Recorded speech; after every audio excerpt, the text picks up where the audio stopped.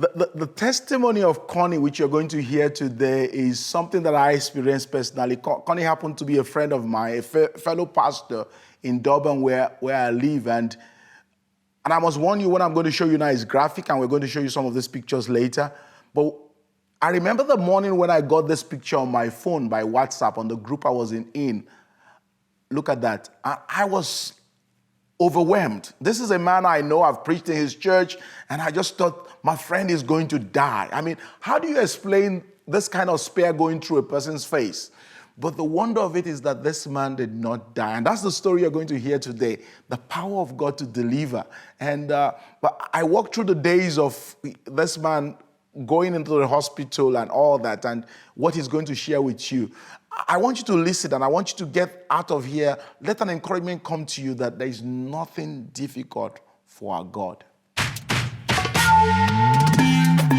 From Cape Town to Cairo and from Mogadishu to Dakar, this is Chim's Talk Africa.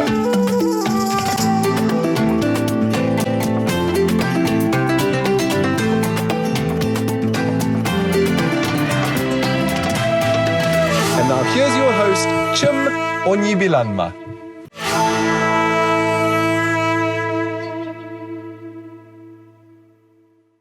Hi there, welcome to this interview. Like I told you in the beginning, my guest today is a pastor. I say he's a pastor in his spare time because we're joking coming on the air. Connie and Connie Hallowell. Yes. You're welcome to the show, Connie. Thank you, Chim. It's good to be here. Awesome to be here. Thank you, Connie, for coming along. We're talking to Connie today because of the incredible testimony, and you will get right into it. Like I mentioned in the beginning, this man has become known around the area of Durban as the Spearman. And the reason, Connie, is that you came through a testimony of God delivering you from what was like a major tragedy. Correct. And we'll get right into it. But Connie, let's start with you. Yes. Tell us a bit about what you do. You're a pastor, but you're also a man of a lot of adventure. Tell us about those two parts. Yeah, so I started scuba diving in 2000 and became a scuba diving instructor in 2007. And not as a result of the scuba diving, but because of where God was leading us, we ended up in a beautiful little village called Umkomaas, which is on the south coast, right next to a fantastic reef called Hallowell Shoal. Where you had gone to plant a church. We went to plant a church. We didn't go to dive, but obviously being close to the ocean, we spend as much time as we can in the water. And then just from the scuba diving, I eventually evolved into spearfishing as well. So along with teaching people to scuba dive, in my free time, I go out and I try to go and spearfish. Yeah, so you and Kati obviously are leaders of the City Hill Church in Nkomas. Yes. And God has done a lot in that church. Correct. We have some pictures on the screen. But the testimony happened when? Tell us that day. What happened on that morning? What you went out to spearfish as normal. So tell us what happened on that day. Yeah, Chim, there's nothing normal about me. So let's just put that word into context. But She said true. yeah. So Katie was taking part in a dancing competition in Johannesburg, and her teacher lives in Amanzimtoti, so I dropped her off at 5:30 in the morning, and then from there went home, switched cars. I'd already loaded the car with my spearfishing gear, and then went along and picked up my buddy, my dive buddy, and we went along to Scottburgh to go and spearfish. We go out often together. We don't swim next to each other. Chris is very good with getting the crayfish and everything. Chris like is your that. buddy? He's my dive buddy. Okay. Yeah. And as it wasn't, we got there, the weather was not good. The current was very strong. So I kept on having to realign myself. And then the next moment I looked down, and in about 2 to 3 meters of water, it was clean, which it hadn't been, and fairly calm because I was inside the breaking area. And I started seeing some crayfish and a lot of sinkers. So I was in an area where the fishermen could reach with their sinkers. And my friend Chris, he collects sinkers for lead. So I started scavenging around for a bit of sinkers, managed to catch a crayfish, which I put into my bag. You know, I remember putting that crayfish into the bag, Chim, and I said to myself, I'll see you in the pot later. And I remember this voice saying, you won't. I couldn't understand it. I thought maybe it's going to get out of the bag, or maybe I'm going to end up giving it to somebody or something like that. But didn't expect to happen what happened to me that morning. And then what happened?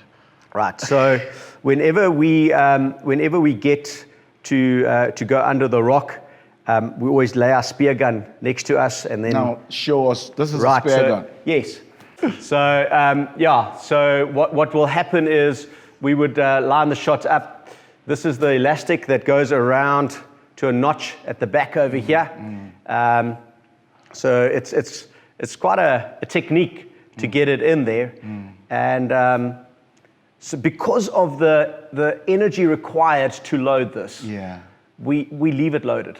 When you go into the water? When we're looking around, okay. You don't unload it and load it and unload it. Yeah. And so, because you never know when that fish is going to come. Yeah. And it takes you a couple of seconds to load it, but those are the seconds that you need to shoot the fish. So I'd laid the gun down, and in doing so, you need two hands free because of the way in which the current's going. And so you hold on with the one hand so you can stabilize yourself, and then the other hand you're going under the rock to try and get the crayfish or the sinkers or whatever it was. And at that moment, I just felt a pain in my head.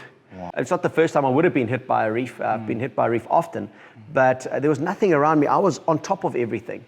And as I came up, I looked down and I saw blood in my mask, and I realized immediately that my spear, I don't know how, but my spear had gone into my head. And here's the picture of it. This is a warning that this is gruesome. Yeah. This is graphic. I mean, some of you might not be able to bear it. Connie, I saw this picture on my WhatsApp that morning on the elders group in Hillcrest, and we asked Connie, our friend, this is his situation right now. Yeah. What you're seeing on the screen there, I shook. Yeah. I couldn't look at this picture, and it really just went through my spine. I thought, my friend's going to die. Yeah. Kati, how did you feel when you got the picture? I don't know if they dared to send the picture to you, but you got to hear that this is what was going on with your husband that morning. Well, it was quite a miracle that I never got sent the picture.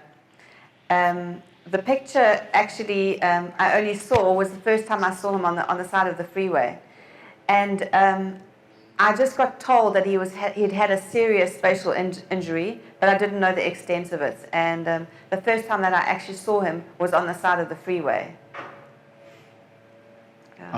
So how did you feel when you realized this has happened to your husband? I mean, were you afraid? Were you like, what? When I initially got the phone call, the first thing that I did, I did get a shock. I need to be honest, but the first thing that I did was the next phone call that I made was to a pastor friend of ours, and I said to him, please get the pastors praying. And that was just incredible because it literally took that fear out of me. I just felt carried on this wave of peace after that. Wow. So Connie, let's go back to that morning. So you're calling out to people. You're 20 meters away into the sea. You know you have to keep shouting for help, and you know that as long as you can talk, you're still good. So what happened? So I remember segments of that morning. I remember feeling the pain. I remember coming up out of the water, being blind because I couldn't see out of my mask with the blood in my mask. I remember calling out for help. I remember a fisherman pulling me out of the water, and I remember that fisherman saying, walk backwards, walk backwards. Wow. And from there, things seemed to... Blurry. No, in fact, it was crystal clear. Oh, you could still remember I that. remember telling the guys that my name was Connie. I'm Connie Hallowell. Wow. I told them who I am. I'm a pastor from City, because I thought if I become unconscious, they must remember know this. who to call. Yeah. But so some of the things that I couldn't understand, Chim, was, at the end of the spear, there's a 3-meter twine that's attached to the end of this gun. The gun floats when the spear is not in it. That weighs about 1.2 kilograms. At the end of the gun is another 12 meters of rope. And at the end of that rope is my orange buoy. Wow. Now, it's about 16 The meters. one on the floor there? Correct, Okay. yeah. It's about 16 meters that is hanging out at the end of the spear. I can't reach the end of my spear because it's out of my arm's length. So my concern was that if the current ever took my boy, I'd become a windcock because it's attached to my head, and all that's going to happen is the current's going to pull the rope, and I'm going to get swiveled. Yeah. So I said to the fisherman, who had my gear? Did you bring my gear in? Now here's the miracle, Chim. I don't know how I got from 20 meters to 5 meters where the fisherman found me on a rock. The reason he found me was he heard me calling and he saw arm movements because he can't see very well. And he was wearing a hoodie, so he couldn't hear very well. But he sees arm movements, he takes his hoodie off and he hears me calling. For help? For help. He gets there and the end of my spear is snagged on a rock. So I said to him, now, when you pulled me out, did you go and fetch my gear? He says, I didn't get your gear. He says, you were sitting with your gear in your hands. Wow. Now, Chim, I can't reach my gun. I couldn't see my gun because I'm blind. And how did it get into your hand? And you weren't even thinking of that at that time. I wasn't thinking of it.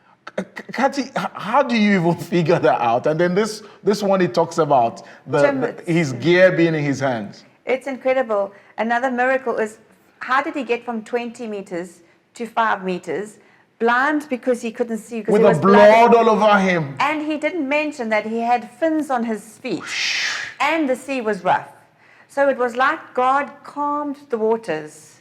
Because otherwise he would have been knocked over and gone under the waves. He didn't go under the waves.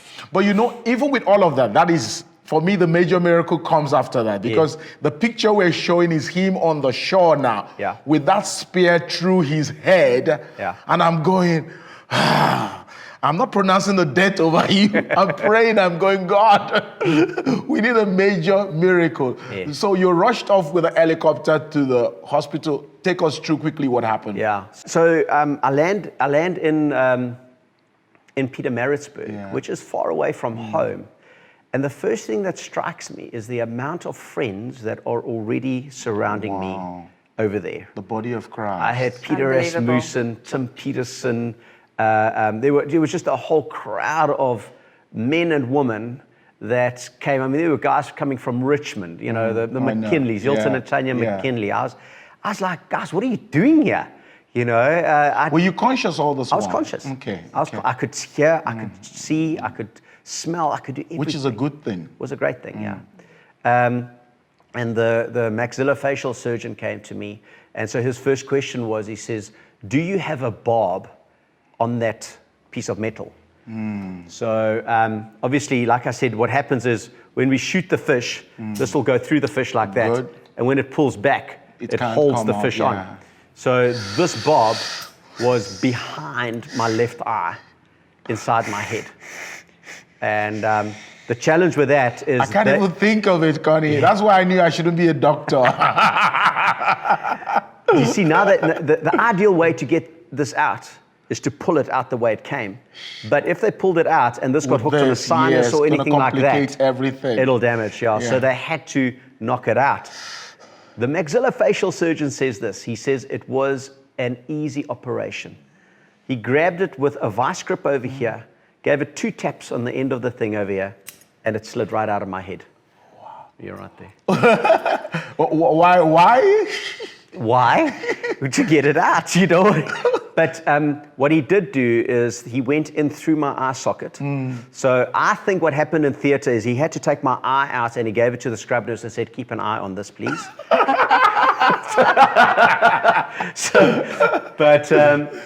So he went in just to make sure, I'm sure that there weren't any blood vessels that had been damaged. Because if it bleeds inside my head, they won't be able to get to the bleeder in time. Yeah. And you know that on Saturday morning in hospital, we were lying over there and the sister says, do you know what that is next to you, Mr. Hallowell? And I looked and next to my bed was this big fancy machine. I said, I have no idea. She says, it's a life support machine. We were told to get ready to put you onto life support with the ventilators and everything like that. So God had a bigger plan. Wow, wow. Connie, I continue to be thrilled by this testimony. The way God arranged, his hand was upon that spear so that it was in the right place. Another place, your eyes are gone. Correct. Another place, you're dead. Yeah. We're going to take a quick break, dear viewer. We're going to come back to just see what Connie and Kathy has learned from this incredible event that they passed through in their life. Please don't go away. Hi there, thanks for watching this video. I want you to do 4 things before you go away. Number 1, click on the subscribe button here. And then number 2, click on the bell button. That will allow you to get an alert every time we post a new video. And we're posting new videos, edifying interviews and edifying words every week. Number 3, please leave a comment on that. Let us know what you think, whether good or bad. And lastly, share this channel with your friends. Let them know that something is happening here. Thank you for joining us. Keep coming back.